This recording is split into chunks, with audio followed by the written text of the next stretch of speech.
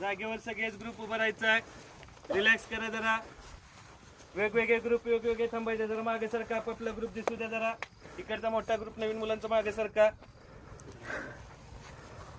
पहिला ग्रुप, दुसरा, तुमचा कितवा आहे? तिसरा. हा ग्रुप चौथा, पलीकडचा पाचवा, सहावा कुठला आहे? 6, 7, 7 नंबरचा माग आहे 8. या ठिकाणी 8 मुलींचे 9 आणि इकडचे 10.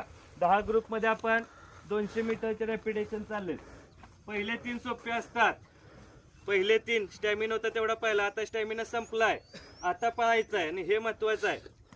पहिल्या 3 ला मी काय सूचना पण सांगितलं नाही तुम्हाला. तेवढं स्टॅमिना तुमच्याकडे होता तेवढं पळून घेतलं. आता पळताना तुम्हाला स्टॅमिना पण पाहिजे आणि स्पीड पण पाहिजे.